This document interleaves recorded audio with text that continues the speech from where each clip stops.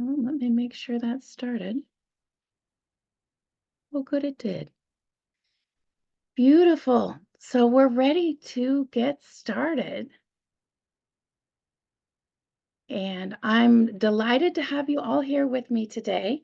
We're looking at expectation versus intention, and we'll be talking a little bit about setting up our breath work practice. So, creating a practice on purpose.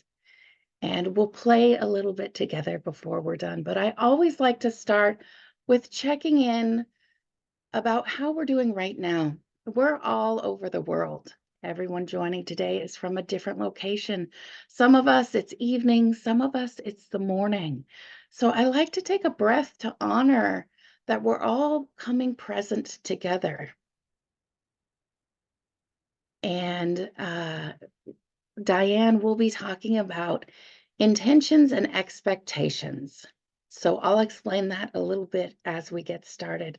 Let's take a deep breath together and sigh it out.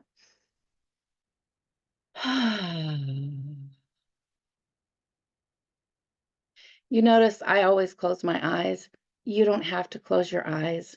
And I usually make a sound because that feels really good to me to make a sound as I sigh out and release the stress of my day so far. So let's do it one more time together. And you can leave your eyes open or closed. But as you do it this time, let's really notice how we're being held by the chair beneath us or our feet on the floor or wherever we're sitting, standing, or lying down. Really feel how the gravity and the earth beneath you is holding you. So taking a deep breath in and sighing it out. I always like to wiggle in my chair a little bit because I really feel that support when I do that. Just really taking in that support. And as you do, notice any feelings or sensations in your body. Acknowledge that we're all here together. And if you could come up with one word to check in, to type into the chat, as well as your location.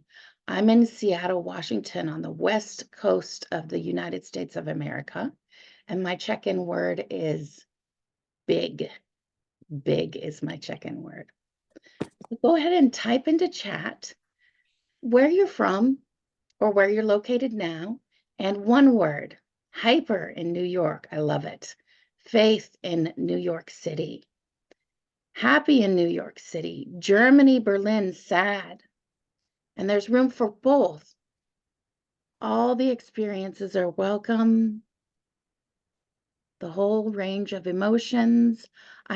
Someone is feeling stiff in New York, grateful in Vancouver Island, Canada, overwhelmed in California, grateful in Alaska, contemplative in New Jersey. From Missoula, Montana, hopeful. Hi, I'm in London. My check-in word is tired. Curious in Cambridge. In Gloucester, UK, sorehead. Expectations in Minnesota. Love it. Hopeful in San Francisco, anxious in Chicago in the United States. In Aurora, Colorado. If that's a country code, let me know. Lovingly present, enthusiastic in White Salmon, Washington. North of Portugal, happy. Iowa stressed, UK worried. Another person in the UK is slightly stressed. Eileen from UK is intrigued. Northern Florida, expecting peace in Gulfport, Florida, in the United States. Painting in Florida. Paris, France, quiet. Elizabeth in Florida is expectant. Busy in Cumberland, British Columbia. Relaxed in Dublin, Ireland. Grounded in London. Content in Maryland. Overwhelmed. It was Colorado, beautiful. And with enthusiasm in Lima, Peru. I had to pause there because my sister lives in Lima, Ohio in the United States, and I always forget which is which. So I had to pause to say Lima correctly, and I hope that's the right way. If it's not, please forgive me. Happy in Tallahassee, Quantum in Cape May, New Jersey in the United States, and Curious in Colorado in the United States. Welcome.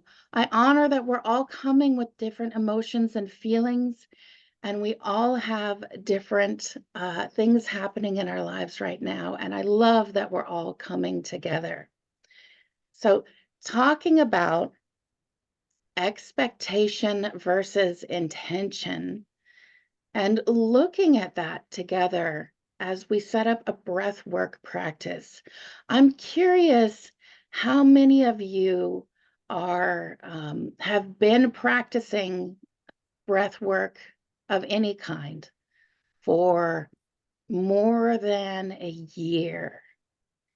If you want to, yeah, I see some hands raised. Great. You can raise hands, you can type in chat, you can just wave in your video. There's another hand. 2 months. Someone is 2 months. Yep, some raised hands. I love it. Thank you for checking in. Started in 2020 with NDB. Just a couple of weeks or so. I love that. That was my next check-in was how many of us are newer? And just setting up a breathwork practice, just figuring out what do I want to do with this breathwork subscription?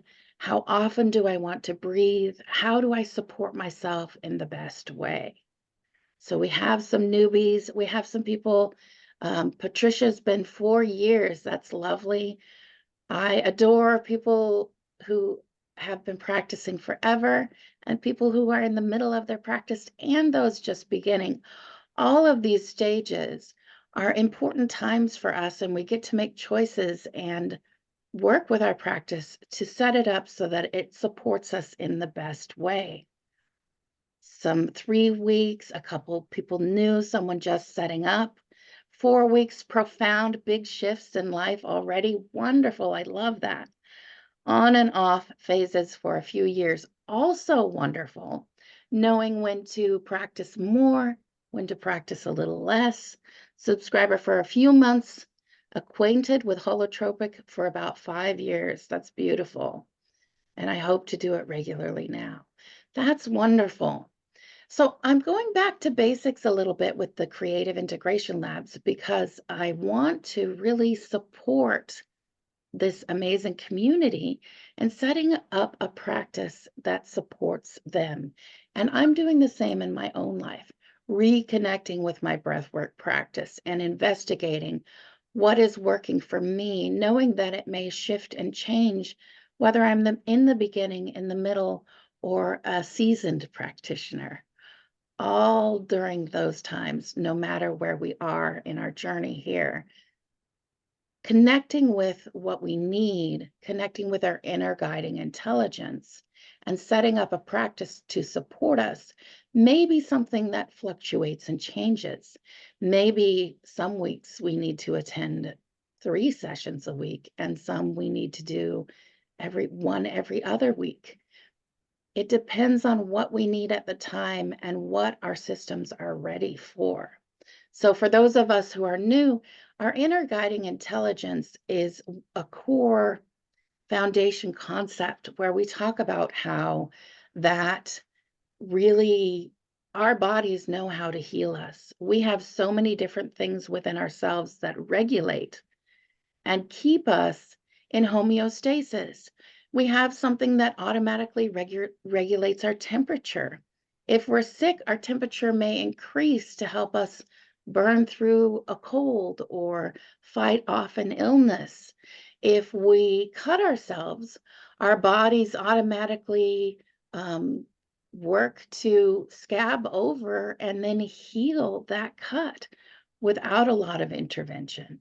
So we do have systems within our bodies that work to keep us healthy, centered, safe, and the same is true with our inner guidance systems for our minds and our emotions as well. So relying on the inner guiding intelligence to connect us with what we need to work on next is a really important concept. And that's what birthed this particular topic that we're exploring today. I may want to, actually, before I dive in there, if anybody wants to type something specifically about how they feel about their inner guiding intelligence or how they define it, how you define it, I want to invite you to go ahead and type that into chat as well. So we have expectations, and very often we might expect that the next thing we want to work on is one particular thing. So let's say, for example, I've been doing a lot of personal work and I really want to work on letting go of things more easily. Let's say that's my edge. And if I want to work on letting go of things more easily, and I begin my breath work practice, and instead it takes me to like almost feeling sleepy or even actually falling asleep. And then I get mad at myself because I didn't do it right. I'm doing the opposite of letting go, aren't I? I'm actually, my expectation that I should be ready for a specific topic or I should have a certain experience pulls me out of relying on my inner guiding intelligence to take me where I need to go. Maybe I really need that sleep, or I need a trance state to work things subconsciously before I'm ready for the next step of working on it consciously. Or maybe I just need sleep because I haven't been getting good sleep. And so that's the next best thing to take care of myself. But my expectation gets in the way. I want to read a couple of these comments about the inner guiding intelligence. Someone says they define it as their soul. I trust my intuition and make life decisions in accordance. Soul at the cellular level. Oh, that's kind of a beautiful statement. Feeling I've been conditioned not to understand my inner guidance, and it's a process to lean into it and trust it. Such a revved up nervous system can be hard to listen to my body. And several people completely relate to that. And I also relate to that. I would say that in the United States, and I speak to the US because that's where I live. Um, and here I know we're conditioned to rely on experts a lot. And experts are wonderful. But when we rely on experts and don't connect with our inner guiding intelligence, we lose the context. We are the experts on ourselves. So we need to be in that conversation. And so, because I'm so trained to rely on experts, it's really easy to get disconnected from my inner guidance as well. So I completely relate to that too. Had many inner voices, and breath work has helped to quiet those down and hear my authentic voice. Oh, I love that. Never in my life have I felt so held and guided. I always used to look to others, externals, for guidance and answers. And now I know I'm truly the one with the answers. My body and inner guiding intelligence has my back and will let me know every time. I know my IGI is aware of so much more than I am consciously aware of. I undertake too much on every topic. I want to relax and take less with more focus. And we've got a lot of people saying that that resonates with them, all those comments, different comments. Several different people have put a little heart emoji by it saying it resonates. I guess I still need to reconnect more with my inner guiding intelligence. And it is a process, and the more we connect, the more easy it becomes to connect without having to be intentional or overly focused on it. So we get to know our inner guidance and how it speaks to us and what it's telling us. And we sort of build a relationship. And breath work, your breath work practice is a great time to practice all of that. So getting back to expectations, does anybody want to post a note in chat about what's the difference for you between setting an intention and having an expectation? Through neurodynamic breathwork and connecting, trusting my inner guiding intelligence, I've experienced more understanding, emotional healing, and physical healing than I have ever experienced with a therapist. That's beautiful to find that this modality works so well for you. So I will share a little bit of a story.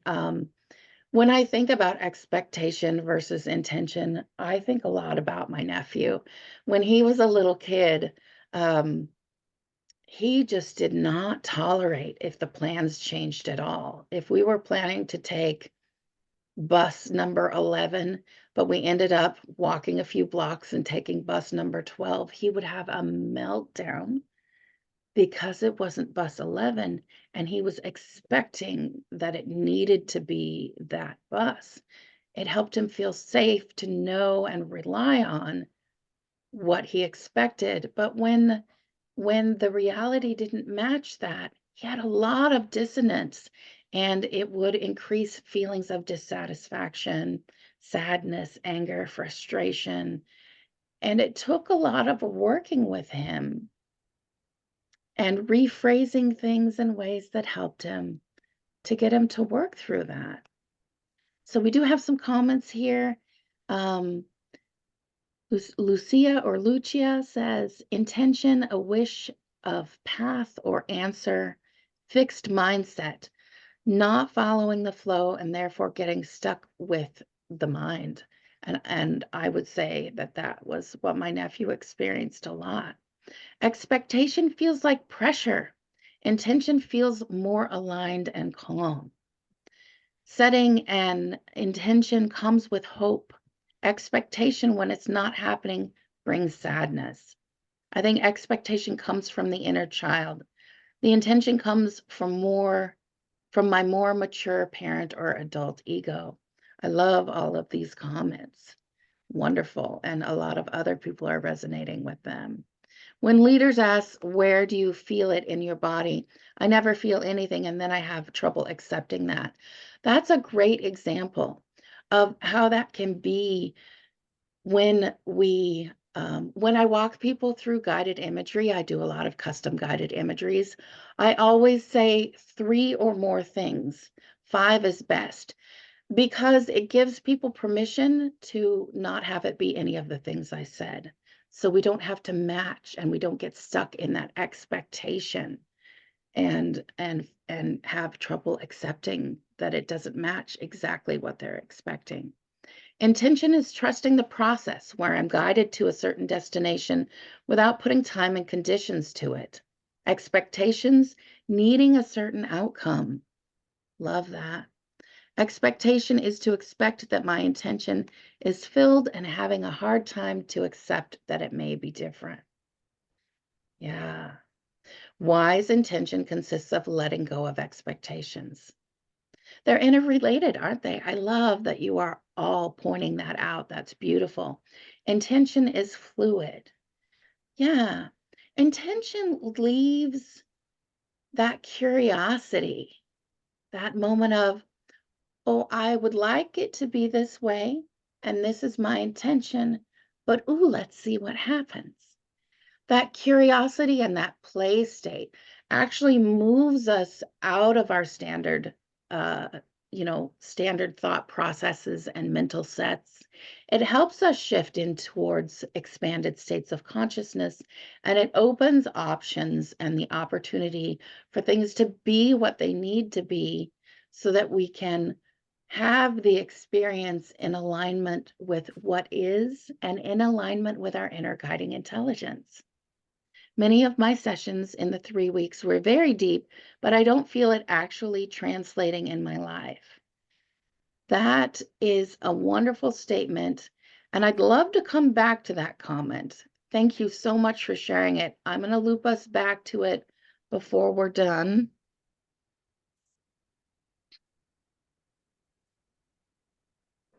but not translating. That's great. I'm just making a note. Okay. I try not to have expectations and just live in the moment of what happens.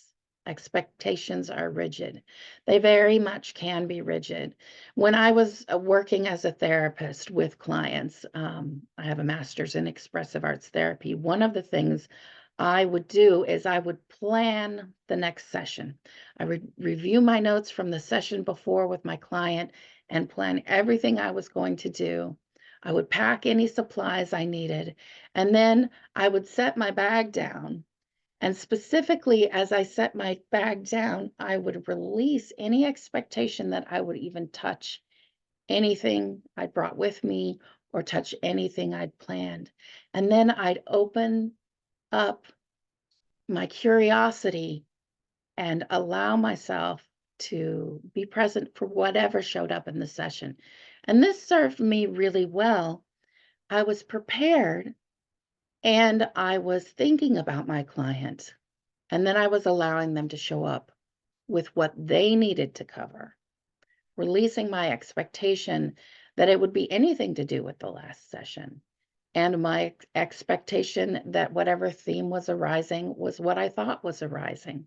And that really allowed me to be more present with my clients and to allow their inner guiding intelligence to set the tone for the session.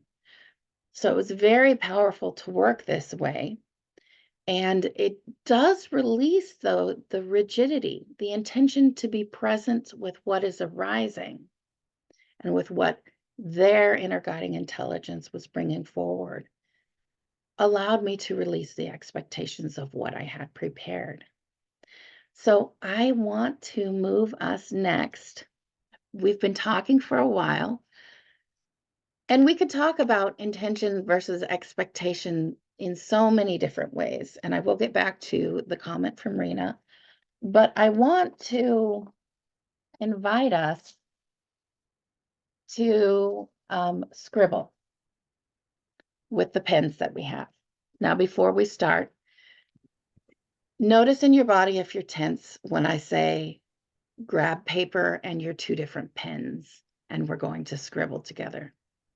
Just notice what comes up. A lot of us have what I call art wounding, and that means that we think we have to be fancy artists because someone once told us that we couldn't draw. And it hurt us so badly that we never touched it again.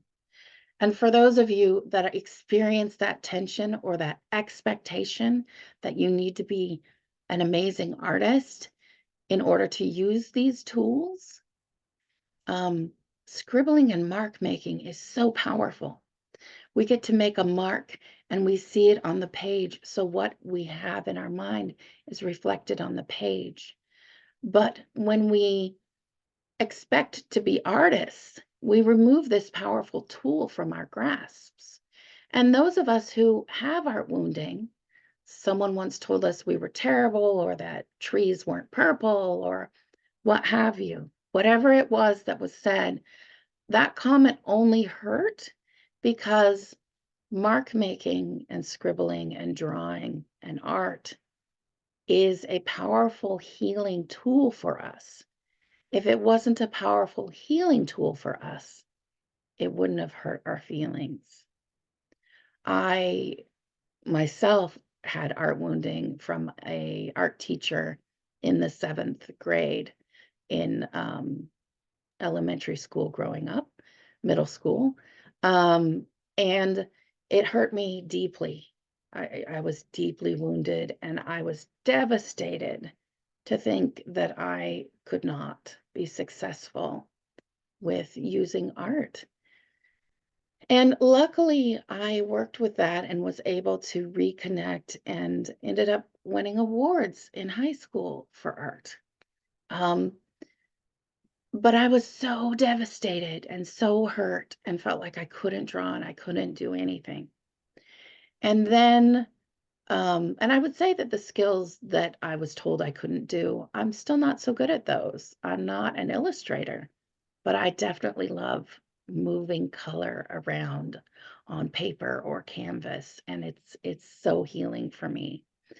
But I was once auditioning for a musical, and when I came out after my first audition ever, singing in front of people, uh, someone said, "Who was that just singing? It sounded like a duck was dying." And I just brushed it off because singing is not the tool that I use most for healing and integration and personal growth. So it didn't bother me at all. So that's the point about art wounding. So we're not going to make art right now. We're going to scribble together. Grabbing your pen and paper, I would like you to scribble on your pen and paper. And I'm going to say on your mark, get set, go. And then we'll scribble until I say stop. And just scribble with your first color. My first color, I think, is either black or green. So your first mark making tool, I just have paper with lines. It's okay if you have lines. It's okay if you don't. And we're going to put our pen on our paper. On your mark, get set, go. Scribble.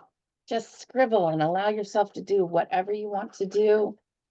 Scribble, scribble, and stop. Okay. This is mine. And it is just a scribble. I didn't have anything I intended. But now what I'd like you to do is put your scribble down and look at it. Just take it in. Notice what you like about it, what you don't like about it. Can you see a picture in it? Is there a picture in here that jumps out at you? Maybe it's a place or an animal or a shape. And then what I'd like you to do is take your other color, and mine's red, and you're just gonna highlight what stands out to you. And I'll show you that in just a second, what I'm doing here.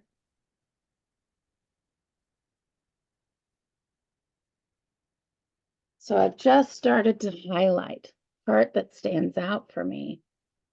And now I'm going to draw over it a little bit. And it's okay if it's not perfect. You're just noticing what you see standing out to you. I see a creature in mind. For me, it's a badger. So I'm going to highlight the stripe of the badger's face, right? But notice whatever stands out for you in your drawing and emphasize the lines that you need to emphasize and release the lines you don't need to emphasize. Draw over the top of what you want it to show. Don't worry about being an artist. You're just highlighting a scribble.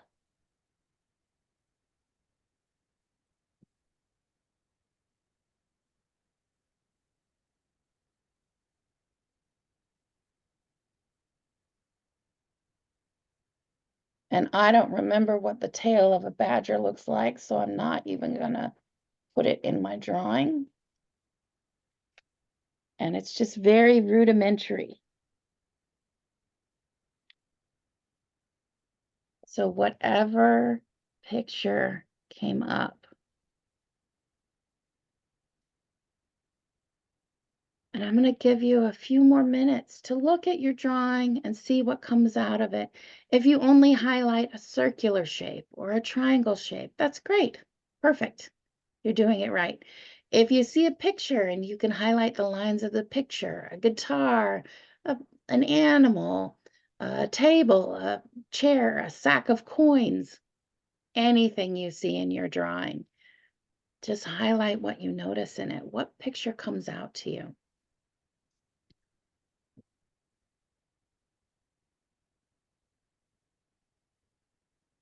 And then title your picture. When you're ready, go ahead and put a title. I'm titling mine Relaxed Badger. Relaxed Badger. And I'd like to invite you to type into chat if you want to share your title or what you saw in your picture or how it was to be asked to scribble something. Maybe you hated this process. Maybe you loved it.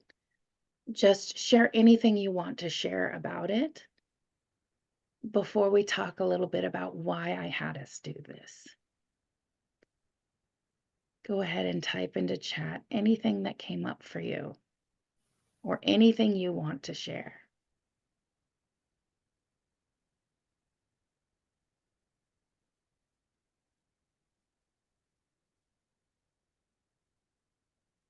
And it is also okay if no one wants to share. I'm good with either. Remember, you can come back and work on this drawing a little more if you want to, if you feel called to, or you can crinkle it up and throw it away when we're done, if you don't feel called to work on it. But is there anyone that wants to share? And if you would like to verbally share, go ahead and raise your hand and I'll unmute you if you prefer a verbal share. Oh, if we do have a verbal share, lovely. Diane, I've asked to unmute. Oh, no, you just disappeared. Let me see if I can find you again.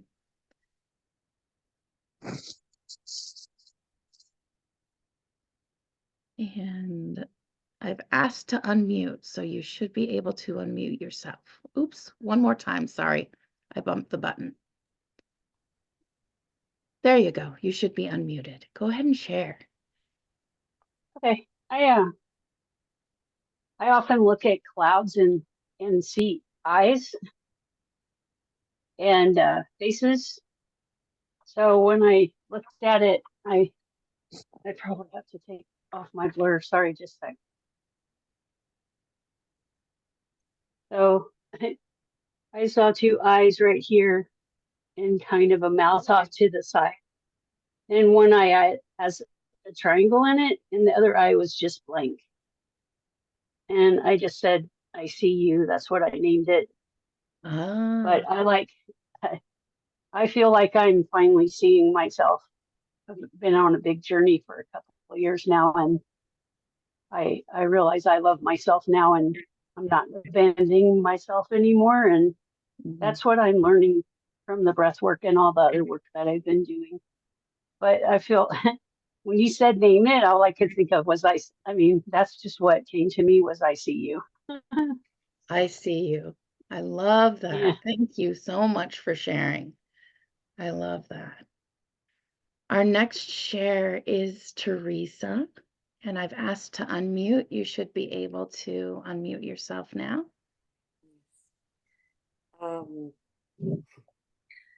This is my drawing, and two shapes emerged for me. The first one was the infinity sign in the middle, and the other was like a fetus. I'm a labor and delivery or retired labor and delivery nurse, and so I titled it. At first, it was infinitely new, but then it was infinite possibilities. Oh, beautiful title. So you're always moment to moment being born anew infinitely, and each moment holds infinite possibilities. And that's so beautiful. I love that. And weaving that into releasing expectations. When we release our expectations, that infinite possibility and that newness is right there for us. Thank you so much for sharing. That's so beautiful. All right, I'm going to ask to unmute Ilse, and I'm sure I've said your name wrong, so please do correct me. You should be able to click to unmute yourself now. My name is Elise. Elise, thank you so much for correcting me. Here's my drawing, and I don't know, it's hard to see. But what appeared to me was a face. And the face represents one of my inner voices. And in the caption, it says blah, blah, blah. And this is one of my voices that I have quieted. And it's interesting because I put an eye in, but I didn't put an ear in. And I'm wondering if that means that I can see it and I can know that it's there, but I'm not listening to it anymore. Not listening to it anymore. I love that. That's so beautiful. Thank you. So beautiful. Thank you so much for sharing. Sure. I really appreciate everyone that gave this a try.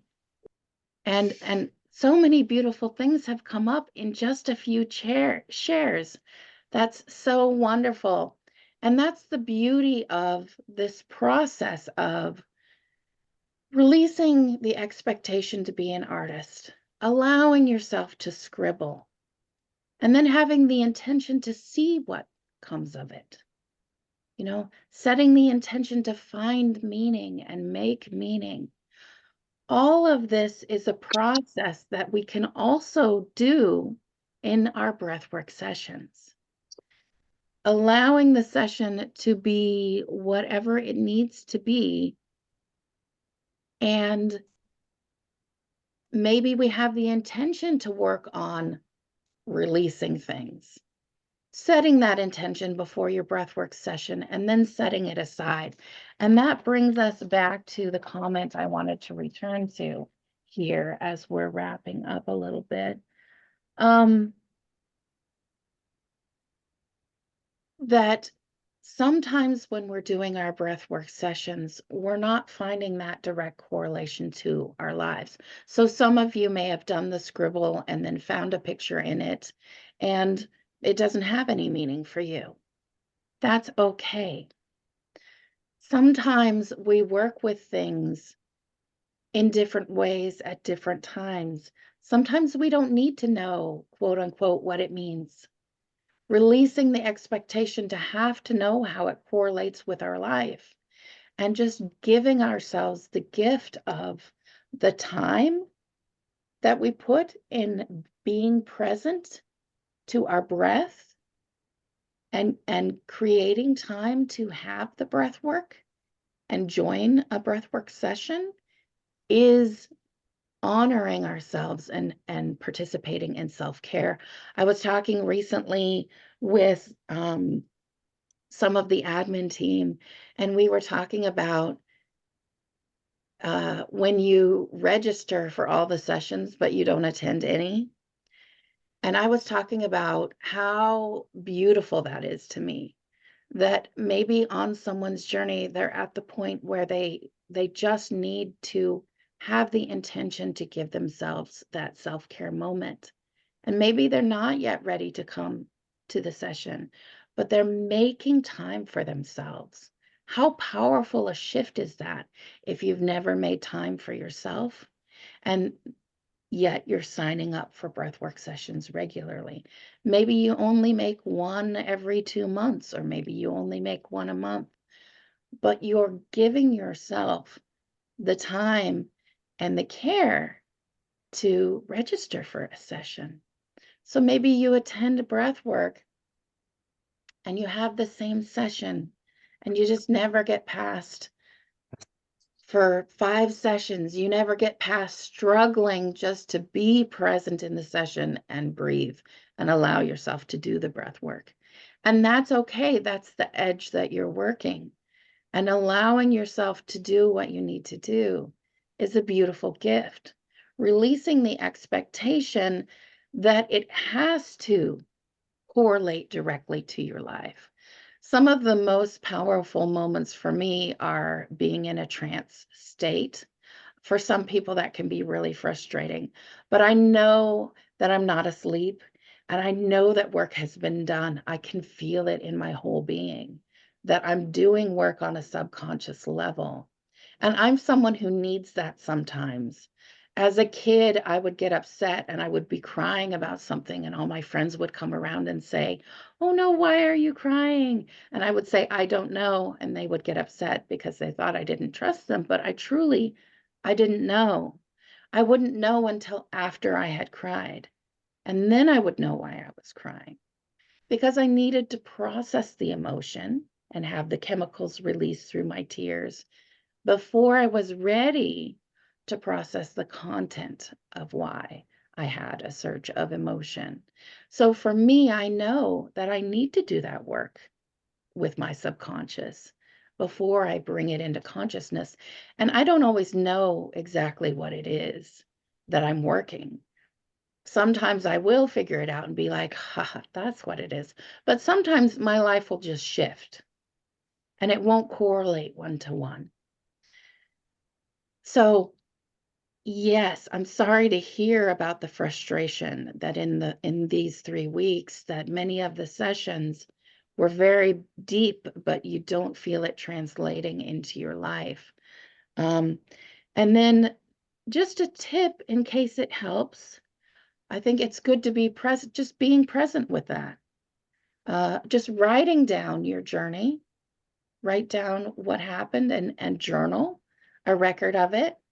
And then maybe in 2 weeks, come back to that and reread it and see if anything jumps out at you. You may find suddenly you're ready to work with that content in a more one-to-one kind of way to translate it into your life. So you might just make a record, return to it after 2 breathwork sessions, return to the first session, reread it before you do your 3rd session. See if that shifts anything. Play with it, experiment with it. Maybe you do a scribble drawing after each breathwork session and see what image comes out for you. That's another tool you can use. But the reason why I had us do the scribble drawing was because it gives us that physical feeling of releasing expectations and getting curious about what's there and allowing whatever needs to emerge to emerge. And then titling it brings our mind into making meaning about what's happened. So you can do this through journaling and returning to the journal, highlighting any parts that stand out, or you can do this through a mandala drawing afterwards. Titling it really helps. You can even do the scribble drawing if you want. All of these things help us release our expectations. So it is my hope as we finish today that we all are able to connect with allowing ourselves to set intentions, but not expecting a certain outcome. Instead, releasing that and getting curious. Thank you all for your shares. And as I like to end, I like to take a deep breath together and sigh it out, and then type a word into the chat to check out, because I want to honor our journey together, just as we started in the beginning, honoring where we're all coming from. And now let's honor our time together as we release it and head about the rest of our days or evenings. So let's take a deep breath together and sigh it out.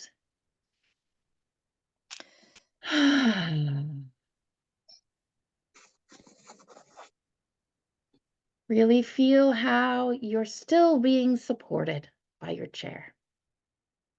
And I'm going to invite us to take one more breath together and sigh it out. And go ahead and type into the chat your checkout word. My checkout word is effervescent. Effervescent. I just feel all that bubbling goodness from all of your shares and interactions today. Thank you so much for being present. Go ahead and type into chat your checkout word before we go, and I'll read a few of those before ending the call.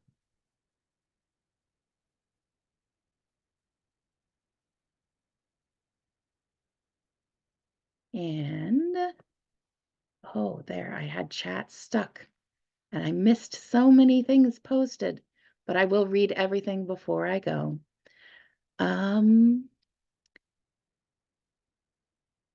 So we have a lot of thank yous. We have some checkout words, more calm, scribble love, love, honesty. Word is beautiful, relaxed, and some thanks. Thanks, everybody. Great to meet you as well, Dave. Thank you for being present. Relieved. Thank you. Peace, flowing, curious, surrender, lovely, complete, thankful, difficult journey. I want to honor that. Thank you so much. Just what was needed, settled in flow, some goodbye, well wishes, peaceful, grateful. I do see a sad face with the straight line eyes.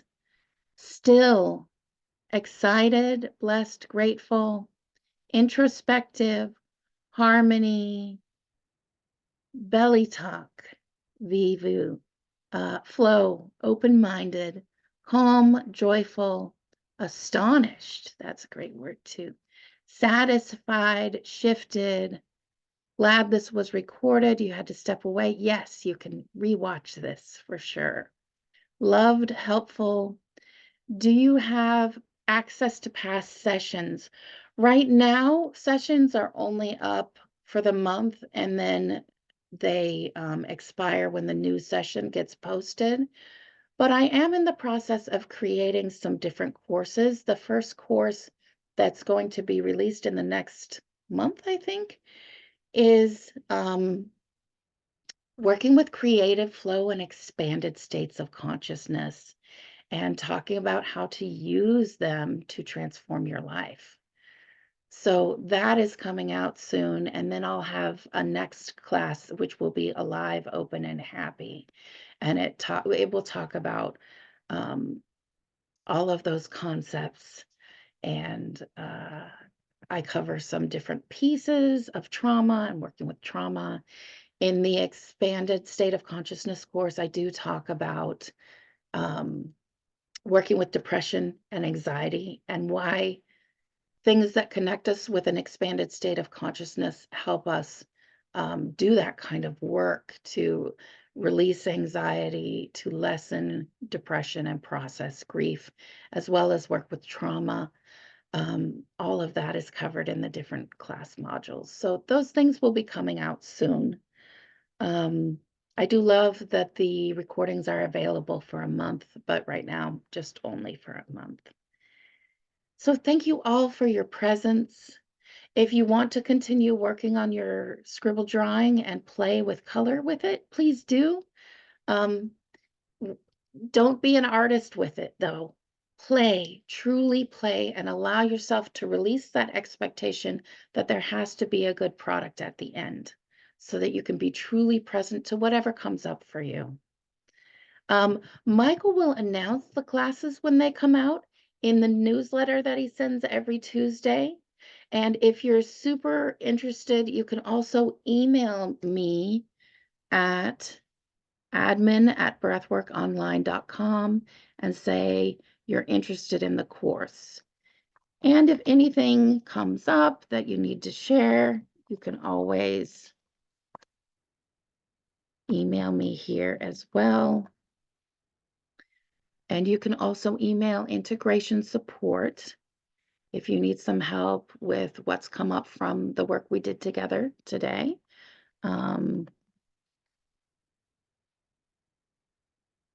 At breathworkonline.com.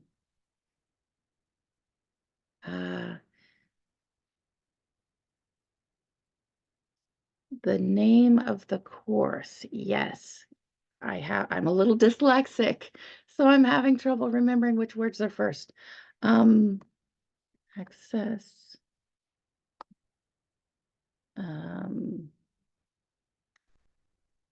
Ooh, Diane. I'm having a dyslexic moment, so I'm not able to tell you the name of the course. It's Access Your Creative Flow, Expand Your Consciousness, and Transform Your Life. There we go. Thank you. Thank you for your patience with me. Access Your Creative Flow, Expand Your Consciousness, and Transform Your Life is the one that's coming out now. And the other one, I think, is going to be titled Live, Open, and Happy, but that may shift. Okay. Thank you all for being present, for giving yourself the gifts of this time together today, for being interactive at the level that was right for you. I always just feel so resourced and honored by all of the ways that we connect in the creative labs. And I just feel like it's such a treat that I get to do these. So we'll have another one next month, and that'll be posted on the schedule. Thank you, and have a beautiful rest of your day, afternoon, or evening. All right.